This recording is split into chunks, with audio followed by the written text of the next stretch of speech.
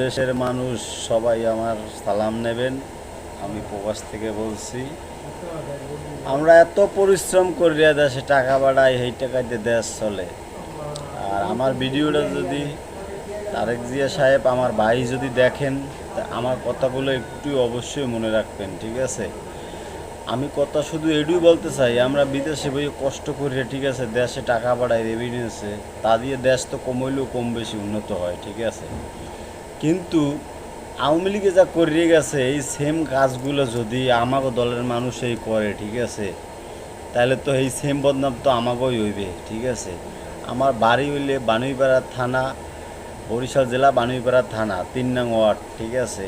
ওই জায়গা মাইনুদ্দিন নামের একটা ছেলে আছে, তার লাগে কিছু পোলাপান আছে। তারা মাহফিলের কথা কইয়া টাকা ৫ থেকে ১০ লাখ টাকা উড়াইয়া মাহফিল না করিয়া ওই টাকা নিয়ে পালাই গেছে। এটা হলো বিএমপির বদনাম। কারণ আমি ছোটোকাল থেকে বিএমপির ভালোবাসি, ঠিক আছে, আর ছোটোকাল থেকে বিএমপি করি, ঠিক আছে। কিন্তু আমি চামু না আমার দলের কোনো একটা বদনাম হোক, ঠিক আছে। আর এই জন্য আমি বলতে আছি, ঠিক আছে, এই আপনি এই লুচ্চ বদমাই চোর, ঠিক আছে, এইটা কোনোটা দলে রাখবেন না ইনশাল্লাহ, ঠিক আছে। থানা লেভেলে যারা সভাপতি আছেন, ঠিক আছে, এগুলো দ্রুত ব্যবস্থা করেন ইনশাল্লাহ। আমার জন্য দোয়া করবেন, প্রবাসী সবার জন্য দোয়া করবেন। রাখি, আসসালামু আলাইকুম।